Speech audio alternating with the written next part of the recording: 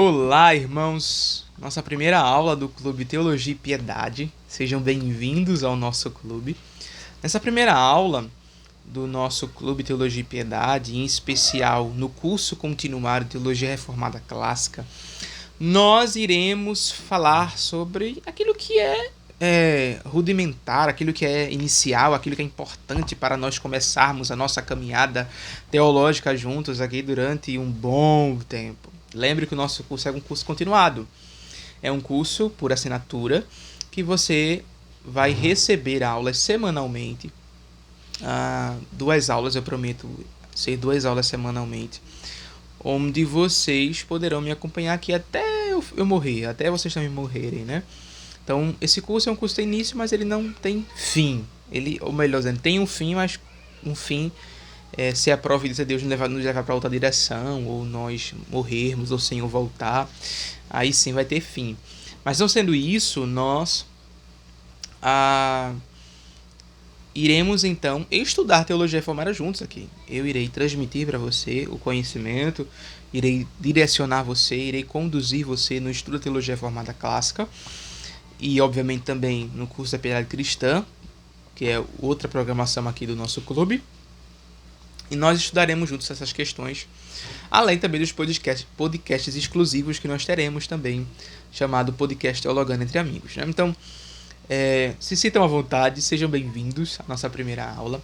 E nessa primeira aula, nós vamos falar sobre aquilo que é rudimentar, aquilo que é inicial, aquilo que é necessário para nós entendermos todo o resto do edifício, que é sobre o que é a teologia reformada. O que danado é isso, né?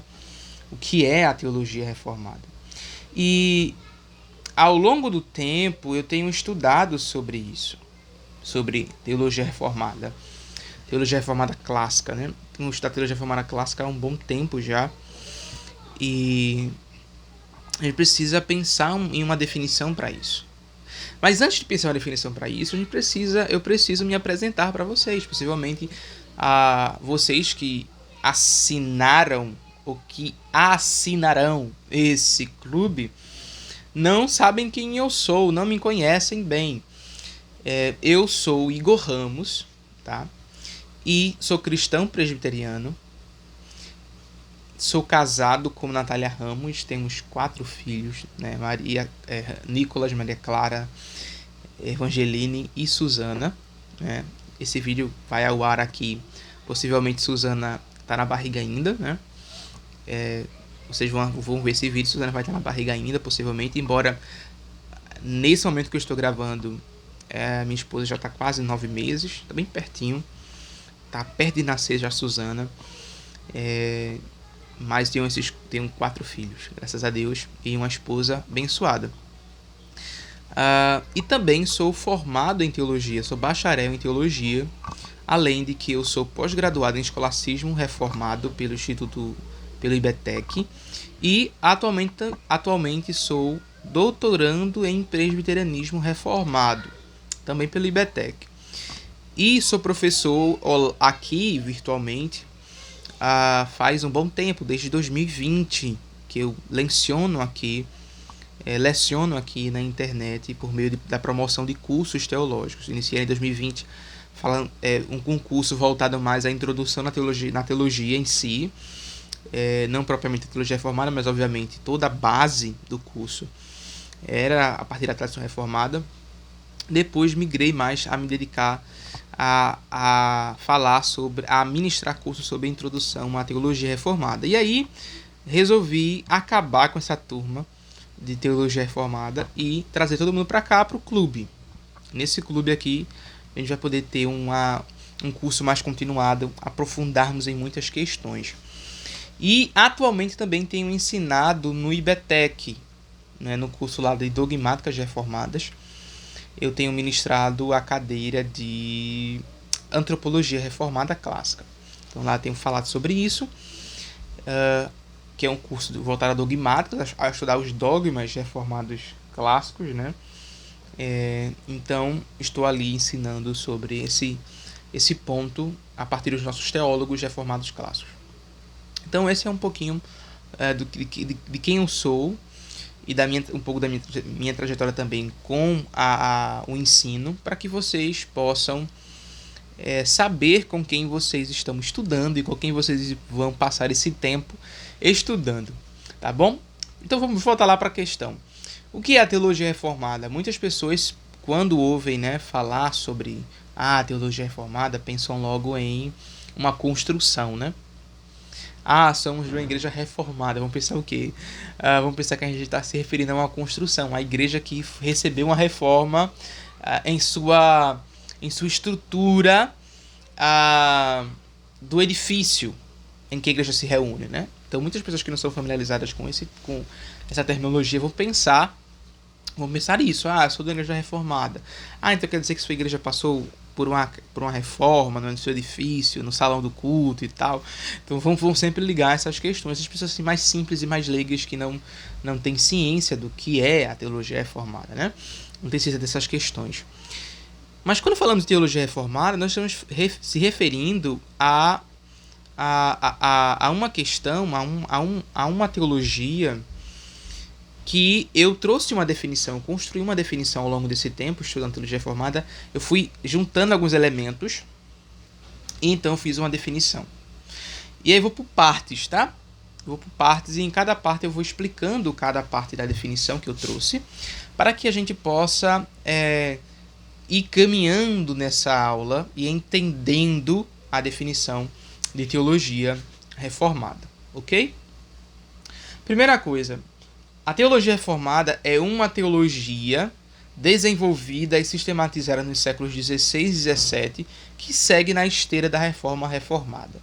Primeira coisa, é uma teologia desenvolvida e sistematizada nos séculos XVI e XVII que segue na esteira da reforma reformada. Vamos por parte aqui. Em primeiro lugar, a teologia reformada é uma teologia. Ou seja, e o que é teologia, né? Teologia é estudar sobre as coisas divinas a partir da revelação divina. Vamos basicamente definir teologia dessa forma. Então, existe um modo desenvolvido e sistematizado de conceber esse estudo. O estudo das coisas divinas a partir da revelação divina, ou a partir das revelações divinas, né? Então, há um modo que foi sistematizado e desenvolvido no século XVI e XVII de se estudar teologia, certo? E essa teologia reformada, ela segue na esteira daqueles teólogos que pertencem a um movimento dentro da Reforma Protestante. Lembre que a Reforma Protestante acontece no século XVI, e a Reforma Protestante ela é composta por vários movimentos de reforma. Engana-se quem pensa que a Reforma Protestante é um movimento único. Engana-se quem pensa isso. Mas a Reforma Protestante, ela engloba vários movimentos reformistas. O movimento luterano, a Reforma Luterana, a Reforma Reformada, a Reforma Anglicana, a Reforma Anabatista. Então, há esses movimentos de reforma, movimentos reformistas dentro da própria Reforma Protestante. E quando nós nos referimos à teologia reformada, nós estamos nos referindo que essa teologia ela foi desenvolvida e sistematizada por teólogos do século XVI e XVII que pertencem a um desses grupos, a saber, a Reforma Reformada. A Reforma Reformada ela tem ali seu início em Zurique, na Suíça, com Ulrico Zwinglio, mas você tem o próprio João Calvino, posteriormente, nasce dali de Genebra, na Suíça também. E nós vemos outros como influência na teologia reformada, né? Martin Butsen, Bulligan, Zacarias dos Sinos, e entre outros reformados que vão surgindo a partir daí. Obviamente, a Reforma Reformada ela não se restringe à Suíça, mas há teólogos que pertencem a essa reforma na Inglaterra, por exemplo, dentre os puritanos, veja, os puritanos também não é um movimento, os puritanos não é um movimento homogêneo, tá? Lembre que existiam puritanos arminianos, puritanos de vários tipos, tá? Mas existiam os puritanos reformados. E você tem, por exemplo, na Holanda, né, os reformados da Holanda, os Países Baixos. Você tem na própria Escócia, onde vai surgir o presbiterianismo escocês e afim. E você tem outros lugares, teólogos que vão compor então essa tradição, a tradição chamada tradição reformada, né? Ou pertencente a essa reforma reformada. Então você tem Calvino, como já citei, João Calvino. Você tem Peter Martin Vermigli, você tem o próprio Francis Turretin, você tem o Gerolamo Zanti, você tem Thomas Watson, Thomas Boston, você tem Samuel Rutherford, George Gillespie, John Knox, você tem vários teólogos, né, John Flavian, Thomas Casey, John Ball, e vários teólogos que compõem a nossa tradição, Richard Baxter e entre outros. São teólogos que estão dentro dessa reforma chamada de reforma reformada, tá? Obviamente, dentro dos seus respectivos países, esses reformados vão ter ênfases diferentes, eles vão ter peculiaridades e eles vão ter as suas lutas em seus determinados locais em que eles estão inseridos, né? E obviamente os teólogos reformados clássicos que pertencem a essa reforma reformada, eles também têm as suas metodologias diferentes também de abordar e de fazer teologia, ou melhor dizendo, não a metodologia em si, mas a abordagem dos tópicos, dos assuntos. Eles têm os seus modos. Embora nós vamos ver aqui que era comum o uso de um método bem específico, que vamos tratar daqui a pouco na nossa aula, no quesito se fazer teologia. Então, no quesito se fazer teologia, ele se utilizava de um método específico para se fazer teologia. Nós precisamos pensar também sobre isso. Mas não agora, nesse momento. Vamos por partes aqui, tá? Então, veja. Então, a teologia reformada, em primeiro lugar, ela é uma teologia desenvolvida no século XVI e sistematizada nos séculos XVI e XVII, que segue na esteira da reforma reformada. Ponto. Essa é a primeira coisa que precisamos saber aqui, tá? Continuando a definição, eu defino que outra coisa aqui é que além da teologia reformada ser uma teologia desenvolvida no século XVI e XVII, na esteira da reforma reformada, ela também não é centrada em um único teólogo. Então, a teologia reformada, ela não é centrada em um único teólogo. E aí, quando nós se deparamos com aquilo que nós tivemos contato no Brasil, éramos de outras igrejas, não sabíamos, nunca tínhamos ouvido sobre teologia reformada, mas quando tivemos contato com essa teologia, achamos que essa teologia ela era algo próprio de Calvino. Tanto é que muitas pessoas começaram a se denominar calvinistas.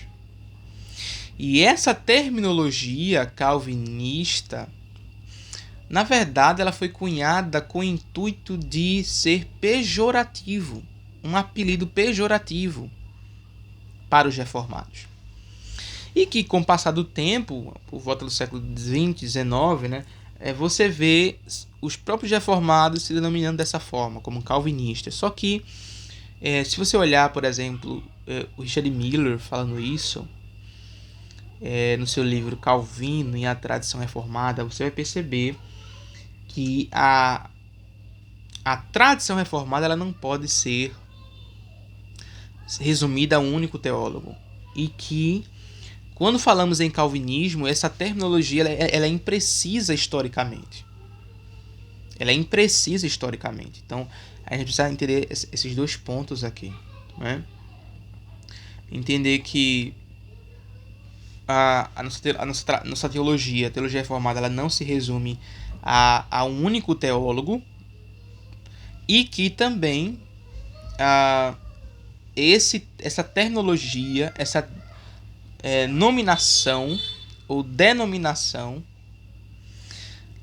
não é uma denominação correta historicamente, tá? Não é uma denominação correta historicamente. Então, nos denominarmos de calvinistas não é algo correto historicamente, tá? E aí o J.V. Fesco, um teólogo reformado, no seu livro The Need for Creeds Today, ou seja, a necessidade dos credos hoje, ele vai falar algo fundamental sobre esse ponto, que a teologia reformada não é centrada em um único teólogo. Ele vai dizer o seguinte: diferentemente da tradição luterana, a tradição reformada jamais conferiu status normativo a um único teólogo. Então veja, na tradição reformada não se confere ou não se conferiu nenhum status normativo de nenhum único teólogo. Claro, Calvino tem a sua importância, como outros teólogos reformados têm a sua importância dentro da teologia reformada, mas nós não podemos conferir a um teólogo em particular, específico, o status de normativo. E isso é muito importante porque nós veremos que a teologia reformada ela não é nada do que você ouviu até então. Eu sinto muito desapontar você. Mas a teologia reformada ela não é isso que você ouviu até agora. Ela não é. A teologia reformada não é tudo isso que você ouviu até agora. Tá? Então, e um dos pontos é esse. Um dos pontos é tornaram Calvino algo normativo. Conferiram ao Calvino hoje um status normativo. Tanto que se você não lê as Institutas, você não é Calvino, você não é reformado. Né? Tanto que se você não concorda com Calvino, você não é reformado. E é interessante isso, que nos debates com os arminianos atuais, você pode ver nesses programas de debate, você sempre vai perceber que os arminianos sempre têm uma tática, sempre tem uma carta na manga. Que carta é essa? Eles sempre gostam de citar Calvino, para colocar Calvino contra aquele que é representante do calvinismo. Né? Então ele quer desacreditar o oponente, colocando o que ele ensina contra o que Calvino ensinou. Como se na tradição reformada conferíssemos a Calvino um status normativo. E aqui é um erro. Mas esse erro não é só por parte dos opositores, é por parte de muitos hoje em dia que se dizem reformados. Eles conferem status a um único teólogo, o status de normativo para a nossa tradição. E esse é um problema. Por que é um problema? Porque, como falaram agora há pouco, dependendo da região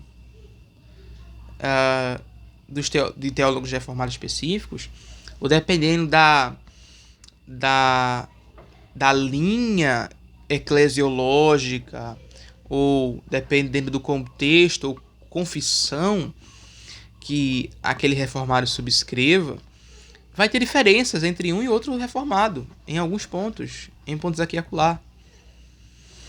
Então, se eu estabeleço um único teólogo como sendo normativo dentro da tradição reformada, logo eu vou querer eliminar aqueles outros que pensam diferente de mim, ou aqueles outros que pensam diferente em algum ponto do que eu penso, e eu vou achar que eles não são reformados porque eles não pensam como eu penso a partir do Calvino, por exemplo. Você entende? Então, vou acabar excluindo essa pessoa da tradição reformada porque ela não pensa como Calvino pensou sobre aquele tópico específico. E aí você vai ter uma briga como há a briga hoje em dia. Quem é reformado? Quem não é? E fica nessa briga, não, eu sou reformado, você não é reformado. Ah, ser reformado é isso, ser reformado é aquilo. Então um busca ser mais reformado do que o outro. Por que há essa confusão? É? Por que há essa confusão? Por que há isso tudo? Por que acontece isso tudo hoje? Exatamente porque foi conferido um status normativo a um único teólogo. E por isso acontecem essas disputas tolas e bobas de quem é mais reformado que o outro. Né? E aí, corroborando ainda com isso, veja, o Richard Miller, no seu livro Calvino e a Tradição Reformada, publicado pela editora Pronobis, ele vai dizer o seguinte: os ensinamentos de nenhum único teólogo, nem mesmo um importante como Calvino, podem contar como desenvolvimento da tradição reformada, nem mesmo em seu tempo, e muito menos ao longo de quase 2 séculos. Então veja, lembre que a tradição reformada é desenvolvida e sistematizada no século XVI e XVII. 2 séculos aqui, tá? Então, o Richard Miller está falando, olha, nem no seu próprio tempo, nem durante esses 2 séculos, Calvino recebeu, ou nenhum outro recebeu, esse status de normativo dentro da tradição. Precisamos entender isso. E aí, já abrindo um parêntese aqui, o Richard Miller também fala nesse livro fala sobre a tulipe. Veja, a tulipe é um termo americano, não é um termo holandês. Então, muitos vinculam a tulipe aos cânones de Dort. Mas tem 2 problemas com isso. Primeiro, esse é o problema de que esse acrônimo, ou acróstico, tulip, você não encontra nos escritos dos reformados clássicos. Não há conexão disso diretamente com os cânones de Dort, com qualquer outro escrito dos reformados clássicos. Não há nenhuma ligação desse acrônimo com eles. E também porque esse acrônimo acróstico ele não corresponde ao documento dos cânones de Dort, exatamente porque os cânones de Dort foram escritos em holandês, né? Ou melhor, é dentro do contexto da reforma da Igreja Reformada holandesa. E tulip não é holandês. Você entende? Se é algo criado no século XX e XXI, não é algo que tem ligação com isso. E em segundo lugar, a tulip, a forma de resumir nessas afirmaçõezinhas, o posicionamento reformado, você acaba não conseguindo abarcar o que de fato a teologia reformada pensa sobre aquilo. Ou abarcar os posicionamentos diversos sobre aquilo, sobre aqueles pontos que há dentro da própria tradição reformada. A gente precisa pensar que a tradição reformada ela não é monolítica ou homogênea. Veja, existe um guarda-chuva chamado Ortodoxia Reformada e dentro dele há acomodado, dentro desse guarda-chuva, acomodado pensamentos ortodoxos, pensamentos diferentes sobre determinadas coisas que são possíveis de serem abraçadas, de você não se tornar fora desse guarda-chuva. Você não ser colocado fora desse guarda-chuva. Então, por exemplo, a eleição, ou melhor dizendo, a expiação limitada. Eu falo expiação limitada, você não consegue abarcar o que de fato os reformados creem e o que de fato, por exemplo, os cânones de Dort defenderam. Por exemplo, os cânones de Dort vão afirmar a fórmula lombardiana, que Cristo morreu suficientemente pelo mundo todo, certo? E eficientemente pelos eleitos. Essa é a nomenclatura que o próprio cânones de Dort vai utilizar, tá? Que não se enquadra nessa definição atual de expiação limitada. Não se enquadra, não consegue abarcar. Tanto é que se você perguntar para um reformado hoje, um calvinista hoje aí, Cristo morreu por todos, ele vai estufar o peito e vai dizer, não, Cristo morreu somente pelos eleitos, porque em João 10 diz que ele dá a vida pelas ovelhas e não sei o que lá. em nenhum sentido ele morreu pelas pessoas do mundo todo. Sendo que esse não é o posicionamento de Dort. E que dentro da própria tradição reformada há e aqui há uma disputa, né, entre os próprios reformados e os particularistas e os universalistas hipotéticos. Né? Há essa disputa. Embora, obviamente, os particularistas não vão negar que a morte de Cristo tem esse valor intrínseco. Né? Só que o universalista hipotético ele vai além de considerar o valor intrínseco da morte de Cristo. Né? Mas isso é uma coisa para depois. Mas veja, e aqui eu estou sendo muito simplista, estou passando por cima da questão. Não estou nem tocando na questão em si, mas só para mostrar para vocês que a tulip não consegue corresponder bem. Por exemplo, a depravação total, essa terminologia, ela acaba levando os opositores, aqueles que sabem um pouco mais de história da igreja, que estudam teologia de maneira mais acadêmica, ou os próprios papistas, né, aqueles que estudam um pouquinho mais, acabam que essa terminologia acaba gerando no imaginário deles a noção da heresia de Fláucius. Acaba nos associando com essa heresia de Fláucius. Não só isso, quando nós afirmamos que, quando afirmam hoje em dia que o homem não tem livre-arbítrio por causa da depravação total, sem fazer devidas distinções, você acaba gerando também nos opositores falsas concepções do que nós cremos. E aí o que acontece? Eles vão levantar objeções que são objeções corretas diante daquilo que foi afirmado, exposto, mas que está batendo em um espantalho. Ou seja, não é aquilo que de fato nós cremos, mas porque por conta de uma má representação daquilo que cremos, foi transmitido, foi recebido daquela forma, né? Então, por exemplo, se você afirmar hoje que o homem perdeu seu livre-arbítrio pela queda, sem fazer as devidas distinções, você vai levar uma acusação muito grave, que é a acusação de que, já que o homem perdeu seu livre-arbítrio, então o homem deixou de ser homem. Porque se você não conhece antropologia, se você não conhece, por exemplo, o estudo sobre a alma humana, sobre as faculdades da alma humana, você nunca vai conseguir entender a questão do livre-arbítrio. Nunca vai. Então, quando você afirma que o homem não tem livre-arbítrio, essa afirmação, sem as devidas distinções, ela é muito problemática. E essa objeção e essa acusação, diante da má representação dessa doutrina, ela é correta. Ela é correta. Essa objeção.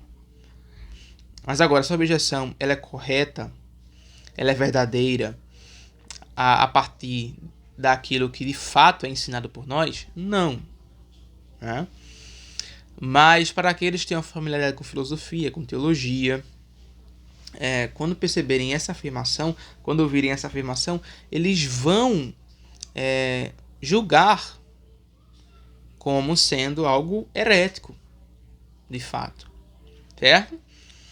Então, sem as devidas distinções, você acaba cometendo erros. Então, eu vejo que a tulip, ela mais prejudica do que ajuda. E por isso, gera toda essa confusão que nós vemos hoje. E por isso também que é difícil você, numa conversa, num diálogo que você expõe a teologia reformada, é difícil alguém abraçar e crer naquilo com facilidade. É difícil. E por que é difícil?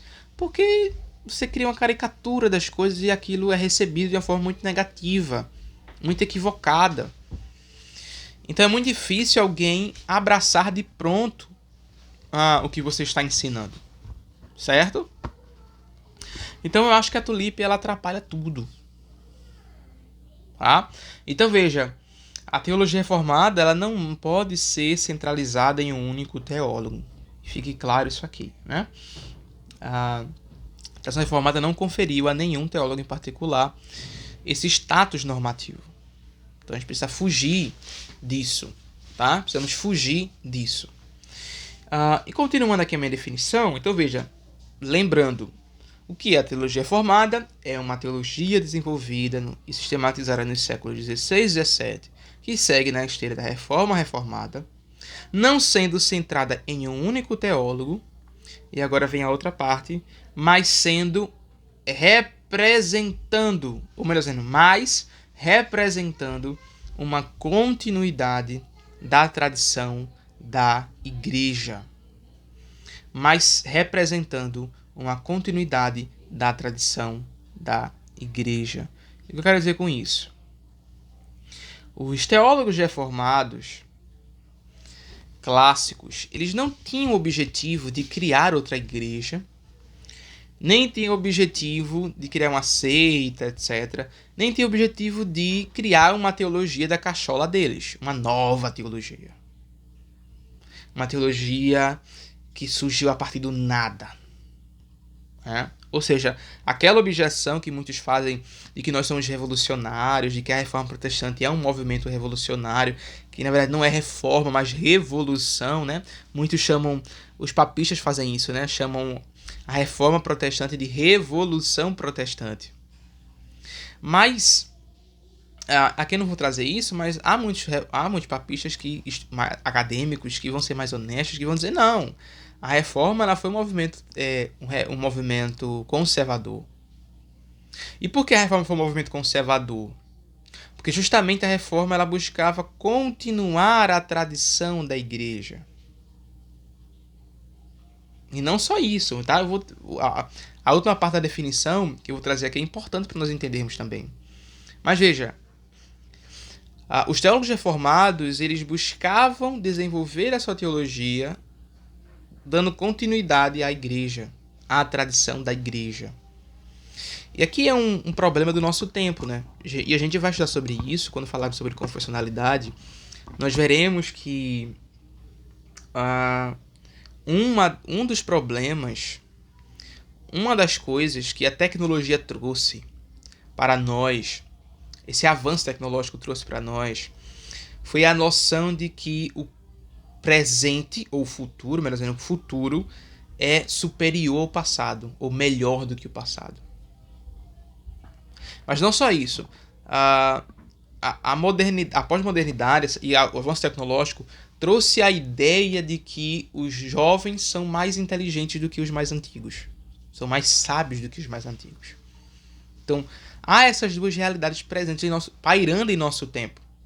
Se você der um celular, um tablet e um computador para um idoso hoje, ele não vai saber. Mas uma criança lá de 10 anos, ele está lá mexendo em tudo, ou menos ainda, sabe mexer em tudo lá. Então você olha para isso e tem aquela sensação de que, olha, os mais novos são mais sábios e mais inteligentes do que os mais antigos. Né? E que o futuro, ou agora o presente, é superior ao passado. Então há isso pairando em nosso tempo, de modo que nós tendemos a desprezar o passado. E tendendo a desprezar o passado, nós buscamos fazer teologia sem a igreja. Nós buscamos fazer teologia sem a igreja.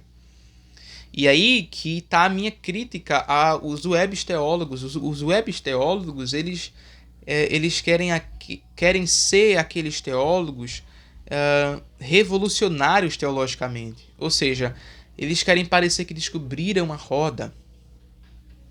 Então eles criam terminologias novas, uma linguagem nova. Eles criam novas teorias e etc. Não que eu não creia que a teologia ela avance. Não estou falando disso. Estou falando de que há esse movimento nos teólogos atuais de buscarem fazer teologia sem a igreja. De transmitirem a ideia de que e de acharem assim que eles são aqueles que descobriram a roda. Que todo mundo anterior a eles está errado. Que a Confissão de Fé está errada. Que os catecismos estão errados. Que tudo que foi desenvolvido pelos teólogos reformados está errado e ele é que sabe. Entende? Esse é o espírito que paira. E eles se escondem atrás de um princípio protestante reformado, que é o sola scriptura. Só que eles falam assim, não importa o que a confissão diz, o que importa é o que está na Bíblia. Na verdade, quando ele fala isso, o que está por trás disso? Ele está falando, olha, não importa o que esses teólogos falaram, são velhos, não servem, não servem. O que importa é a minha interpretação da Escritura. A minha interpretação da Escritura é o que importa. Não é desses velhotes e documentos antigos.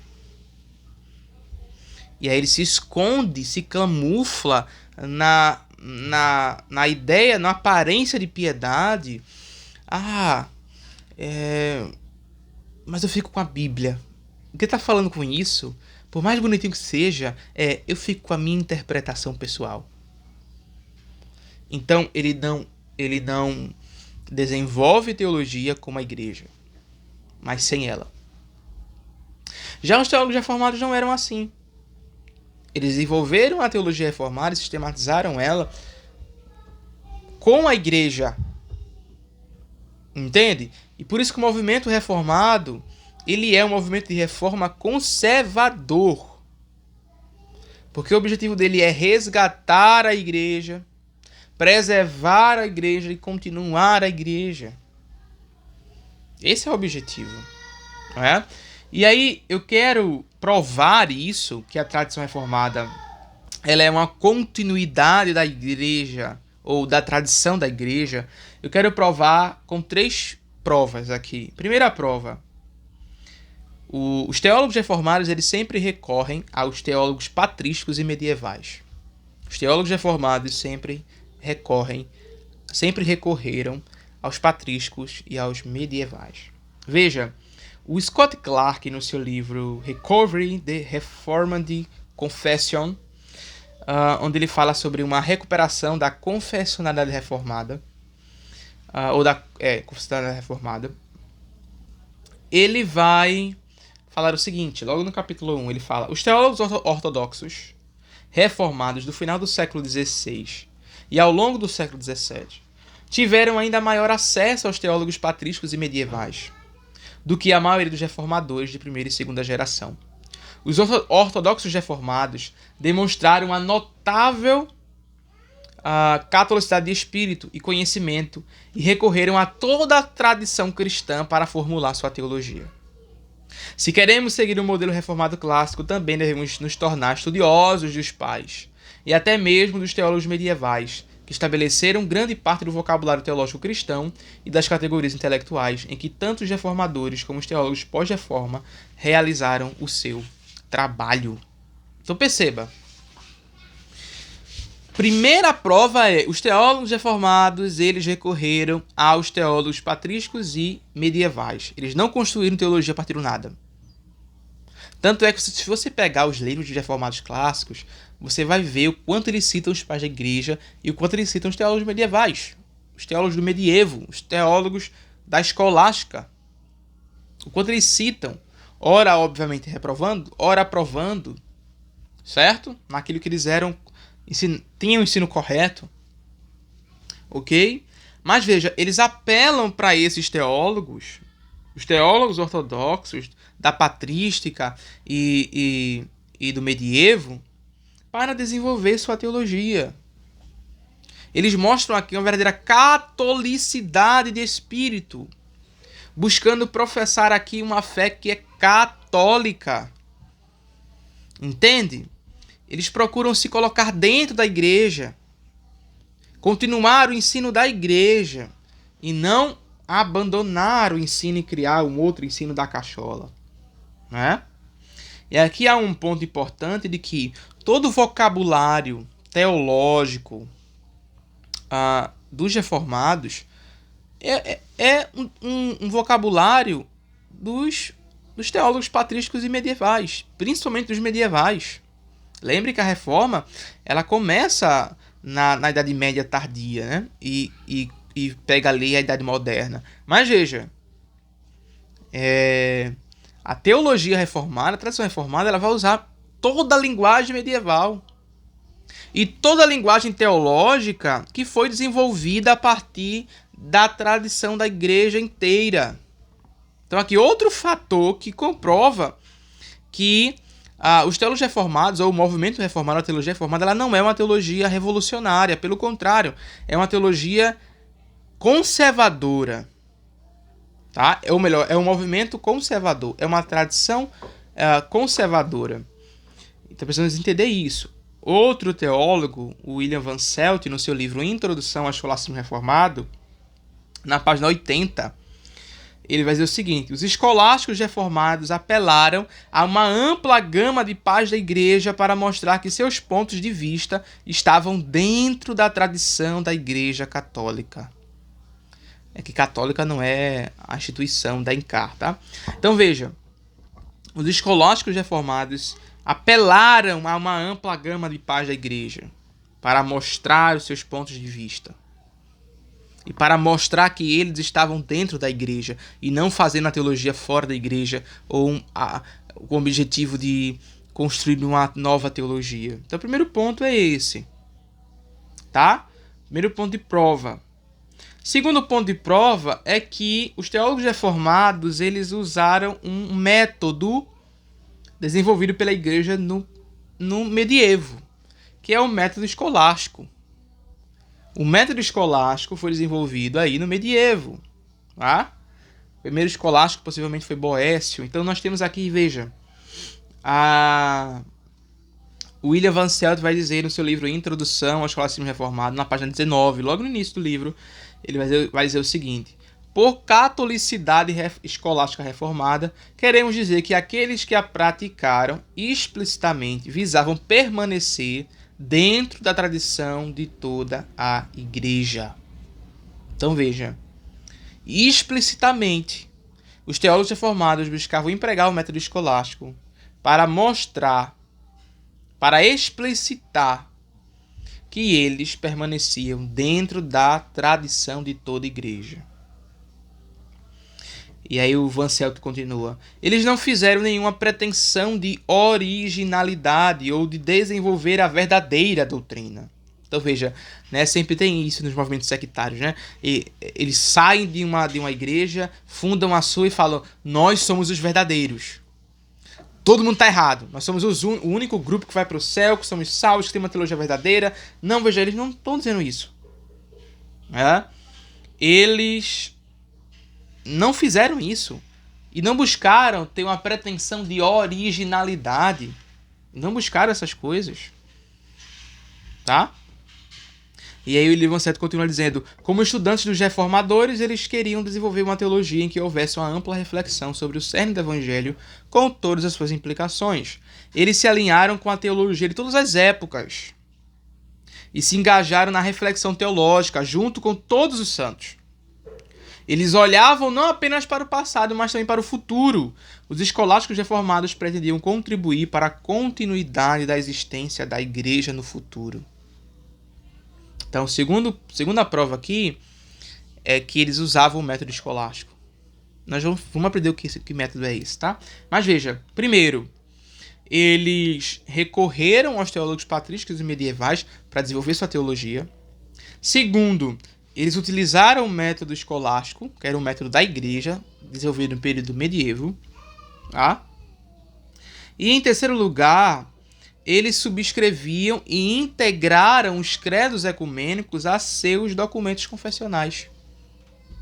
Por exemplo, João Calvino, nas Institutas, no volume 4, no capítulo 9, e no oitavo parágrafo, ele vai dizer o seguinte, sobre os credos e concílios.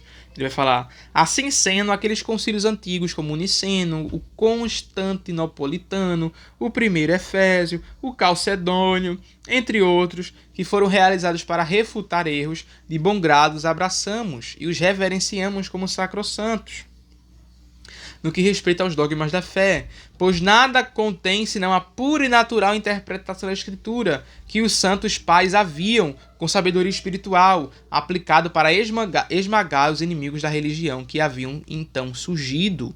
Então veja, Calvino está falando: nós reverenciamos esses concílios como sacrossantos, Por quê? E de bom grado o abraçamos. Por quê? Porque eles estabelecem os dogmas da fé.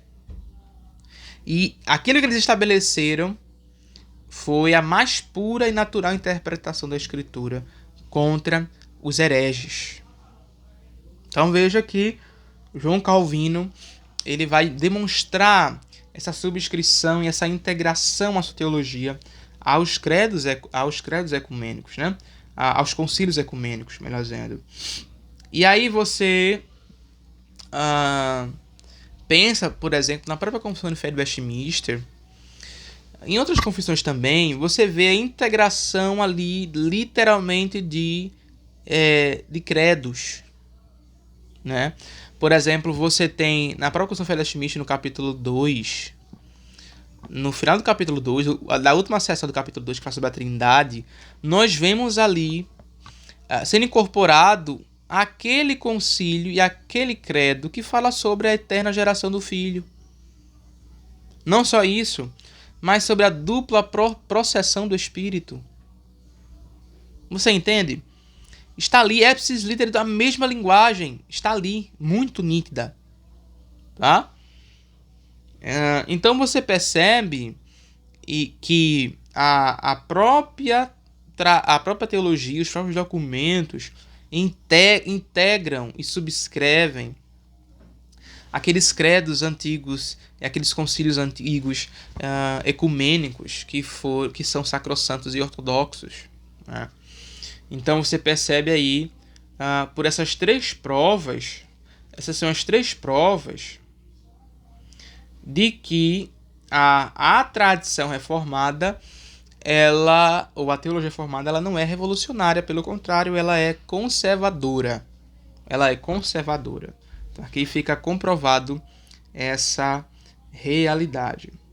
E a minha última sentença na minha definição do que é teologia reformada é que a teologia reformada ela também faz um resgate do agostinianismo. Veja, não é que a teologia reformada ela é puro agostinianismo, não é isso. Mas que na tradição reformada há um resgate do agostinianismo, principalmente no tocante à antropologia. Há esse resgate do agostinianismo na própria tradição reformada. William Van Celt, novamente, ainda na página 80 do Escolasticismo Reformado, ele vai dizer o seguinte: ele vai dizer: concentramo-nos em um teólogo da Igreja Antiga que se destaca pela atenção e respeito que recebeu, Agostinho de Hipona. Na escolástica reformada, ele é geralmente visto como o pai da igreja que se destacou dos outros nos campos polêmicos e teológicos, ou seja, no campo da apologética e no campo estritamente teológico. Então veja, o Agostinho ele ganha um resgate. A própria Enciclopédia Católica ela vai estabelecer de que a história da Igreja de Roma ela é um afastamento do agostinianismo. Já na Reforma, a gente vê o que? O resgate do agostinianismo. Então há essa questão aqui. Então, vamos lá falar agora a definição completa. Definição completa. O que é, então, a teologia reformada? É uma teologia desenvolvida e sistematizada no século XVI e XVII, que segue na esteira da reforma reformada, não sendo centrada em um único teólogo, mas representando uma continuidade da tradição da igreja e um resgate do agostinianismo. Então, isso que é a teologia reformada. Então, é isso que nós vemos hoje, para que nós possamos entender. E veja, obviamente, quando nós falamos que é um resgate do agostinianismo, como eu falei, não estou dizendo que a própria teologia reformada em si ela é agostiniana em tudo, tá? Lembrem que principalmente na filosofia reformada, ela é mista, tá? Ora a filosofia reformada ela é escotista, ora é tomista, ora ela é mais aristotélica, ora ela é mais platônica, ora mais agostiniana. Então há